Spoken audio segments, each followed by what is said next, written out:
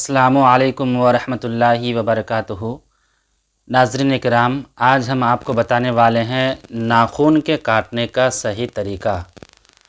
नाखून तो हर कोई काटते हैं, लेकिन बहुत से लोगों को ये नहीं मालूम होता है कि हमें नाखून किस तरह से काटना है, शुरुआत कहाँ से करनी है। तो नाखून काटने का भी एक मसनून तरीका है। अगर हम सुन्नत तरीके पर नाखून काटेंगे तो हमें सुन्नत का भी सवाब मिल जाएगा। तो इसीलिए आज हम आपको बताने वाले हैं कि नाखून हमें किस तरह से काटना है और किस उंगली से शुरू करना है, किस उंगली पर ख़त्म करना है। उसी तरह से पैर के भी नाखून काटने का तरीका बताऊंगा कि हमें सबसे पहले कौन सा नाखून काटना है, किस उंगली से शुरू करना है और किस उंगली पर ख़त्म करना है। तो नाखून काटने का सुन्नत तरीका यह है कि सबसे पहले हमें दाहिने हाथ से नाखून काटने के लिए शुरू करना होगा। और दाहिने हाथ में सबसे पहले हमें इस उंगली को, जिसे शहादत की उंगली कहते हैं, इससे शुरू करना है और इसको छोड़ देना है।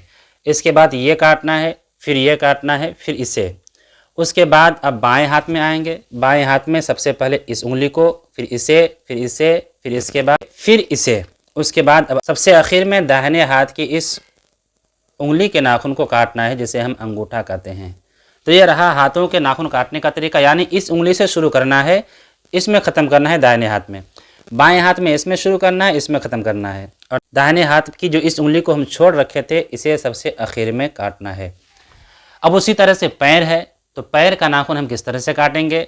तो उसका तरीका यह है कि दाहिने पैर की जो सबसे छोटी उंगली है, जिस तरह से हाथ की ये छोटी उंगली है, उसी तरह से पैर की जो सबसे छोटी उंगली है, दाहिने पैर की उस उंगली से शुरू करेंगे और अंगूठे तक आएंगे।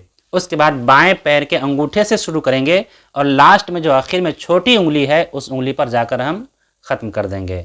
तो हाथ और पैर के नाखून काटने का जो सुन्नत तरीका है, ये हमने आपको बताया।